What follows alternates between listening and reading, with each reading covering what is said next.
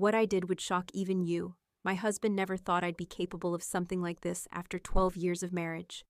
I was standing in the hotel hallway in the Alps early in the morning. My heart was pounding hard. Their room door opened. He walked out first, holding the hand of a 7-year-old boy. The woman followed behind them. They were smiling. He looked so happy, the kind of happy he never was with our girls. A housekeeper walked by with a bucket of dirty water after cleaning. I stepped forward, grabbed the bucket from her hands.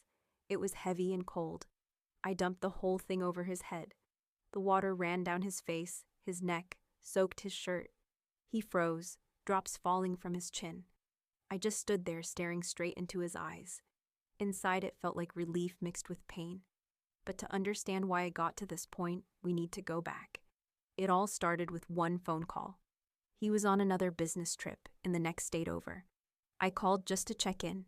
He didn't hang up. At first silence, then his voice, warm, kind. He was talking to the boy, calling him son.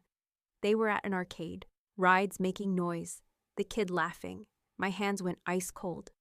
The phone almost slipped. I was standing alone in the kitchen, kids already asleep. Everything inside me collapsed. 7 years. 7 years he lived 2 separate lives. The next day I opened our joint bank account online. My fingers were shaking while I scrolled through the statements. Every month or two, big transfers to that woman's name. Thousands of dollars. Our money was going there. I remembered how he yelled at home when I asked to buy the girls new sneakers. Said I was bad with money, we needed to save. But he was sending them almost everything he made. Then I found old tickets and receipts. 6 months earlier, he said he was opening a new branch. Turned out, vacation in the Bahamas with them. I saw the photos in his cloud when I was looking for tax documents. Him holding the boy on his shoulders, smiling huge. Our girls were home waiting every night, asking when Daddy would come back. He always wanted a son. With our first daughter, he was excited at first, but quickly turned cold. Said girls weren't it. Same with the second. After the second birth, I had serious health issues. Doctors said a third pregnancy would be dangerous. I'd had heavy bleeding before. My uterus didn't contract well. Blood pressure all over the place, plus bad anemia. They straight up told me not to get pregnant again. It was life-threatening. I showed him all the reports. He read them, stayed quiet, then started yelling that I was making excuses, that a real woman would give him a son. He got mad at the girls over tiny things. Toys not picked up, laughing too loud, running around the house. Said with a son it would be different. I held them at night when they cried from his words, and inside I was burning. Then I saw the ALPS booking in his email. Same dates, same hotel. With them. I realized I'm done waiting. I bought tickets on the same flight, booked a room right next to theirs, dropped the girls off at my cousin's.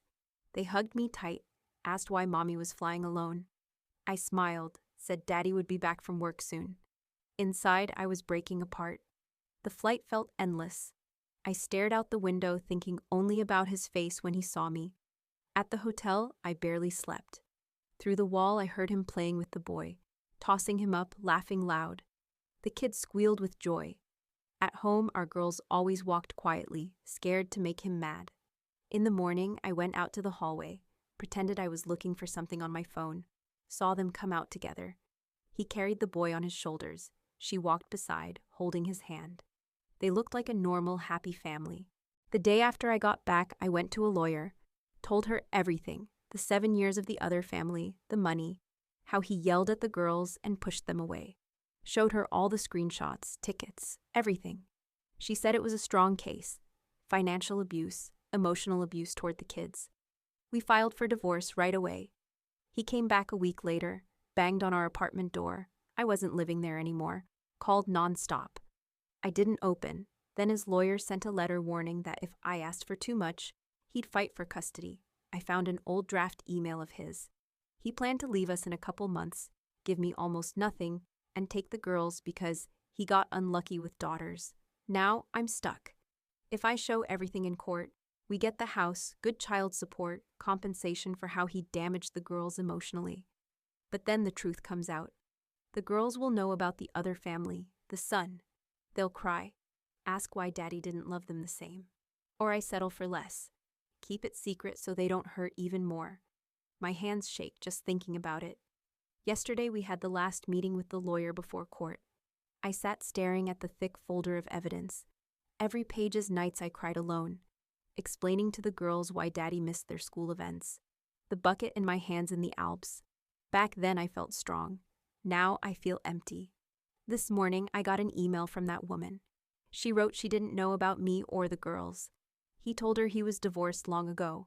Now she's in shock, wants to take her son and move far away. If I push all the way, she and the boys suffer too. If I back off, my girls don't get what they deserve, no real protection. I'm sitting in my cousin's kitchen. The girls are sleeping in the next room. It's dark outside. My hands are clenched into fists. I did what I thought I had to, but the price is way too high. Court is tomorrow. I still don't know what I'll choose. Full truth and fight to the end, or quiet agreement for the kids' peace. My daughters think Daddy is just working far away for a long time. What would you do in my place? Would you have dumped the water and flown home like that? Or backed off so the kids never find out? Write honestly in the comments. I really need to hear what you think. If this story hit you, like and subscribe. I'll tell you how it ends.